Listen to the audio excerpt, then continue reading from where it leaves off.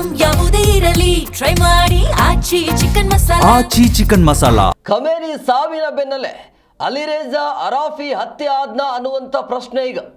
ಇದಕ್ಕೆ ಕಾರಣ ಅಮೆರಿಕದಿಂದಲೇ ಈಗ ಮಾಹಿತಿ ಸಿಗ್ತಾ ಇದೆ. ಖಮೇನಿ ಉತ್ತರಾಧಿಕಾರಿ ಆಗಿದ್ರು ಈ ಅರಾಫಿ. ಖಮೇನಿ ಹತ್ಯೆ ಆದ ನಂತರ ಉತ್ತರಾಧಿಕಾರಿಯಾಗಿ ಘೋಷಣೆಯನ್ನು ಮಾಡಿಕೊಂಡಿದ್ರು. ಮಧ್ಯಂತರ ನಾಯಕನಾಗಿ ಆಯ್ಕೆಯಾಗಿದ್ರು ಅರಾಫಿ. ಅಲಿರೇಜಾ ಅರಾಫಿಯನ್ನ ಅಮೆರಿಕ ಹತ್ಯೆ ಮಾಡ್ತಾ ಅನ್ನೋದು ಈಗ ಅಮೆರಿಕದಿಂದಲೇ ಈ ರೀತಿಯ ಮಾಹಿತಿ ಸಿಗ್ತಾ ಇದೆ. ಹಿರಿಯ ಧರ್ಮಗುರು ಹಾಗೂ ವಿದ್ವಾಂಸರಾಗಿದ್ರು ಈ ಅರಾಫಿ. ಸೊ ಅಮೆರಿಕದ ಸೇನೆಯ ನಿವೃತ್ತ ಲೆಫ್ಟಿನೆಂಟ್ ಜನರಲ್ ಮೈಕೆಲ್ ಫ್ಲಿನ್ ಇದರ ಬಗ್ಗೆ ಹೇಳಿಕೆಯನ್ನ ಬಿಡುಗಡೆ ಮಾಡಿದ್ದಾರೆ. ಯಾವಾಗ ಖಮೇನಿಯ ಹತ್ಯೆ ಆಯ್ತಲ್ಲ, ಹತ್ಯೆ ಆದ ಬಳಿಕ ಮಧ್ಯಂತರ ನಾಯಕನಾಗಿ ಆಯ್ಕೆಯಾಗಿರ್ತಾರೆ ಅರಾಫಿ.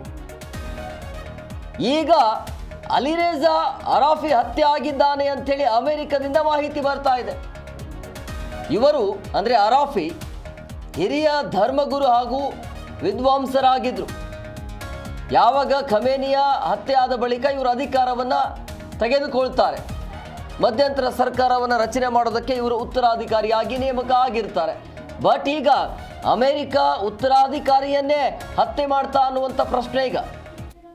ಇದರ ಬಗ್ಗೆ ಅರಾಫಿಯ ಹತ್ಯೆಯ ಬಗ್ಗೆ ಇರಾನ್ ಕಡೆಯಿಂದ ಯಾವುದೇ ರೀತಿಯ ಸ್ಪಷ್ಟ ಮಾಹಿತಿ ಬಂದಿಲ್ಲ. ಬಟ್ ಅಮೆರಿಕ ಹೇಳ್ತಾ ಇರುವಂಥದ್ದು ಅರಾಫಿಯ ಕೂಡ ಹತ್ಯೆ ಆಗಿದ್ದಾನೆ ಅಂಥೇಳಿ.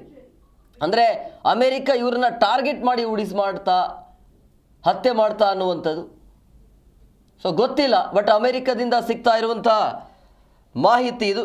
ಇರಾನ್ ಕಡೆಯಿಂದ ಯಾವುದೇ ರೀತಿಯ ಇದುವರೆಗೆ ಸ್ಪಷ್ಟ ಮಾಹಿತಿ ಇಲ್ಲ. ಆದರೆ ಇರಾನ್ ಕಡೆಯಿಂದಲೂ ಕೂಡ ಪ್ರತಿದಾಳಿ ಅಂತೂ ಮುಂದುವರಿತಾ ಇದೆ. ಇದು ಎಲ್ಲಿಗೆ ಹೋಗಿ ನಿಲ್ಲುತ್ತೋ ಗೊತ್ತಿಲ್ಲ.